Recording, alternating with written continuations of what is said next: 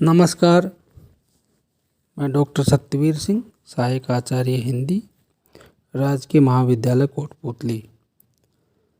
प्रिय विद्यार्थियों, बीए पाठ प्रथम हिंदी साहित्य प्रथम प्रश्न पत्र के अंतर्गत विद्यापति पद व्याख्या श्रृंखला भाग 5 में आपका स्वागत है, अभिनंदन है। हम भाग 5 में जिस पद्य की व्याख्या करने जा रहे हैं वो पद्य जिसमें विरह भाव की आवृत्ति हुई है, उसमें विरह का समावेश है और ये विद्यापति की पदावली से उद्धृत है।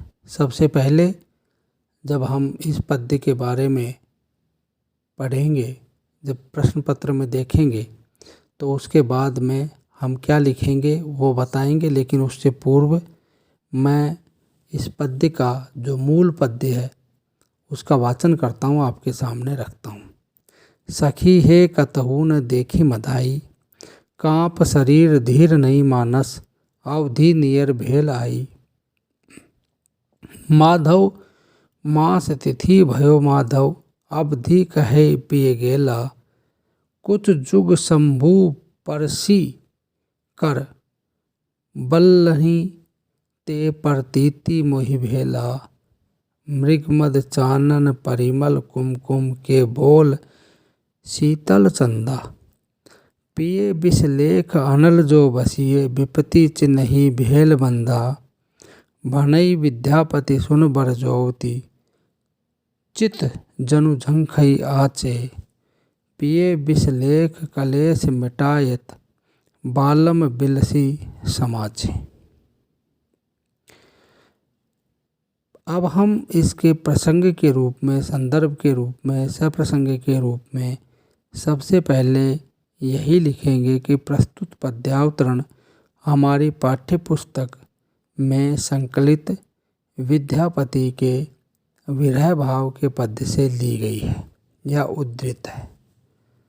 फिर अब हम इस पद्य की जो व्याख्या मैं करूँगा, उसके बाद उसका जो निष्कर्ष है, उसका सारांश है, 1-2 पंक्तियों में हम लिख सकते हैं और अंत में फिर दूसरा भाग होगा व्याख्या, और अंत में हम लिखेंगे विशेष या टिप्पणी। तो अब इसकी व्याख्या आपके सामने प्रस्तुत है, देखिए। कवि कहते हैं कि सखी है कतहु न देखी मदाई। यहाँ पर एक राधा है, वो कृष्ण के लिए कह रही है कि ये सखी मैंने, या यह सखी कहीं आपने माधव को देखा है, कहीं आपने कृष्ण को देखा है। कतहु न देखी मदाई, कि मैंने अभी कृष्ण को कहीं नहीं देखा। कांप शरीर धीर नहीं मानस, और जब वो दिखाई नहीं देते हैं तो मेरा शरीर है कंपायमान हो रहा है, और धीर नहीं मानस, और मेरे मन में, हृदय में धैर्य धारण नहीं हो रहा है। अवधि नियर भेल आई, और वो समय है, वो नियर मानी समीप, भेल मानी अच्छी तरह से, यानी वो समय भी अब आ गया है और कृष्ण वहाँ पर उपस्थित नहीं है। माधव मास तिथि भयो माधव, और माधव मास का मतलब है यहाँ वैशाख माह की जो एकादशी हो गई। माधव मास का मतलब वैशाख मास, तिथि भयो मतलब एकादशी।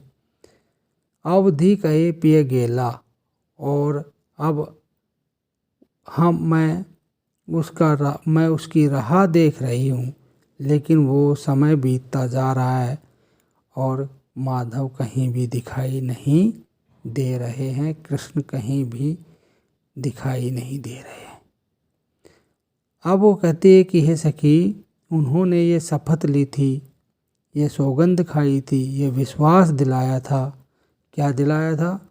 कुछ जुग शंभु परसी कर, बल्लही, यानी कि कुछ जुग दोनों स्तनों को छूकर, शंभु परसी मतलब शिव की तरह से, जैसे शिव के सामने हम उनके पैरों में स्मरण करते हैं छूते हैं, स्पर्श करते हैं, ठीक उसी तरह से उन्होंने मेरे दोनों स्तनों को छूकर और बल्लनी का मतलब है शपथ, और ये कसम खाई थी, ते प्रतीति मोहि भेला, और मुझे अच्छी तरह से, प्रतीति मानी विश्वास, मोहि मानी मुझे, भेला मानी अच्छी तरह, मुझे बहुत ही भली भांति अच्छी तरीके से उन्होंने ये विश्वास दिलाया था कि मैं समय रहते आ जाऊंगा।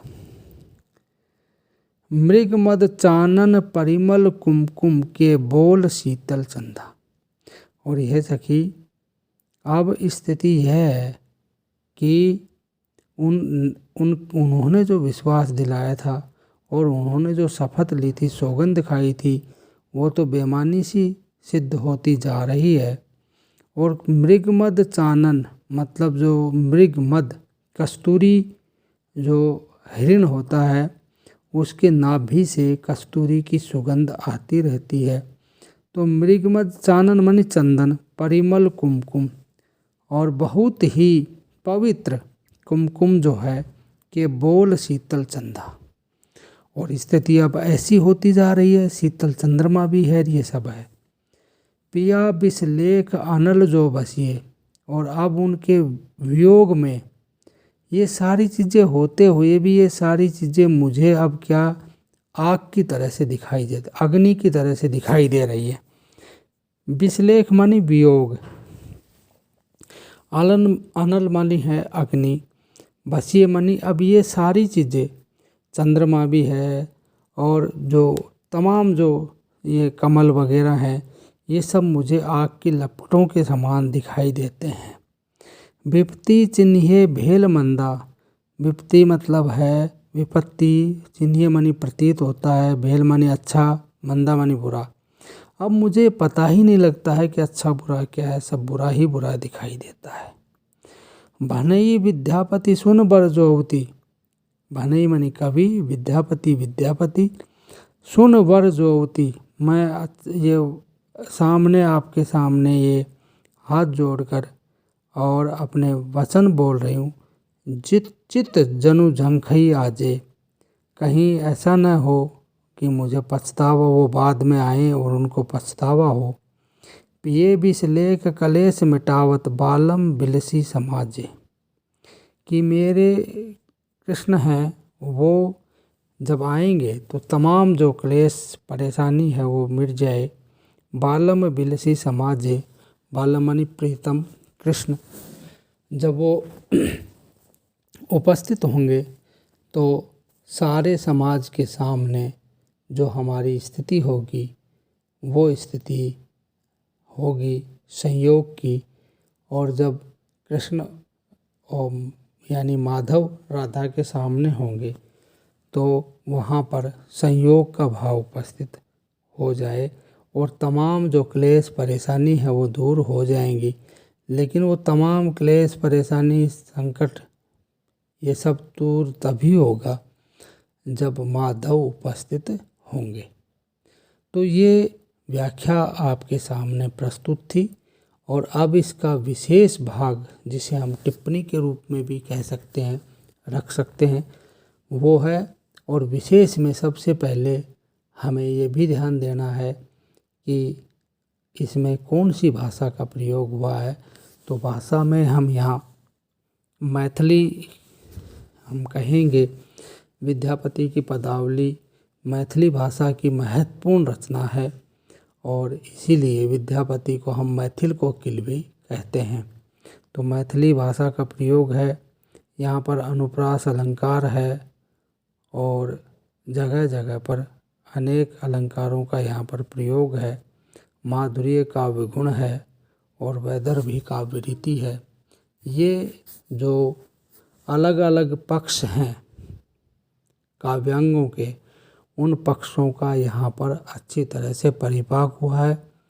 अगर रस की बात करें तो यहाँ पर श्रृंगार में भी वियोग श्रृंगार है। श्रृंगार के दो हैं, एक संयोग श्रृंगार और दूसरा वियोग श्रृंगार।